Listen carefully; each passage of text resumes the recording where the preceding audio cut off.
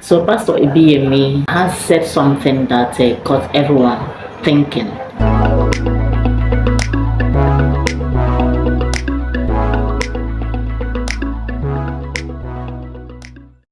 So he made a comment. He said that if anybody who is a worker in the church demands for money to work in the church, that person is a cursed person, like he has already cursed himself. For example, you're a singer in the church, okay, or you're a cleaner in the church, or you are a drummer in the church, or you're a guitarist in the church, or you are a pianist or whatever it's called in the church, or you're a preacher in the church, and they are demanding for money to work in the church that you have already caused yourself. Now, a lot of people are finding it difficult to come to terms with this, and Pastor Ibiyeome that said it has his own reason for saying that, and I quite understand from what angle that he's coming from. But there's another thing that we have to think about. If you are hearing me anywhere in the world and they pay you for renting service, I can tell you will never come out of poverty. Thou shalt serve the Lord your God, he shall bless your bread and water. So the moment you serve God and they pay you, the blessing stops. And the blessing of the Lord make it rich. So you just remain at the level they are paying you. You will never rise. As you see, drummers receive money, never get rich. In the church service, we have volunteers. We have people that are not volunteers. For these volunteers, they don't ask money for anything. They just work without asking for money. It's their passion, it's the sacrifice they want to make for the church. For example, if someone is cleaning the church now as a volunteer, they won't ask for money for it, right? If someone is playing the guitar, piano in the church, drumming in the church, as a volunteer, the person does not have to seek for money for it. You understand? But there's this thing about going out to look for someone who can play a drum for you in a church, or someone who can preach for you in the church. And maybe this person preaches very well, or this person drums very well, or this person sings very well, and you went and you met the person to come to the church to play for you. You understand? So that you attract a lot of people to that particular church. It happens here.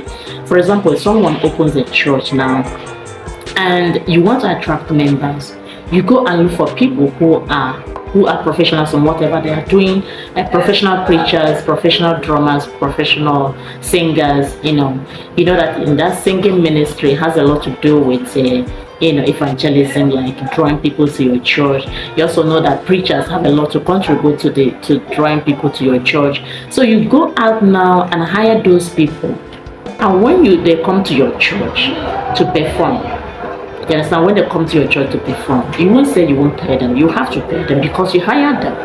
They were out there doing their thing, and you call them to come to your church. Okay, you have to pay them. It's a must that you pay them. You understand me? Even those ones that are volunteers, you have to sometimes give them something to compensate them, especially the ones that are playing the instruments. Very, very important. Very, very important that after each service, you have to compensate them. You have to give them a little something to be able to, keep doing what they're doing, because it's not easy to do these things. Let me tell you, it takes a lot of sacrifice to do these things, even if it's their passion, even if it's something that they want to volunteer to do. It takes a lot to do that. I remember when I went to join the choir, let me tell you, on that very day that we joined our choir, they called us out, said, if you're interested in joining the choir, if you want to be a volunteer to sing, you just come out, and do this. So yeah, it wasn't easy at all. The practice is like 2 times a week, sometimes 3 times a week. If you have a wedding, you have to make out even more time to be going for practice. You see that it's not easy.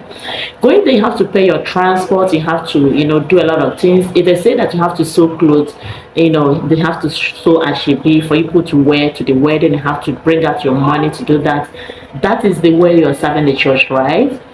But it is not easy. It is not easy at all. So these workers in the church need to be compensated. Even if it's a little something, you have to be compensated.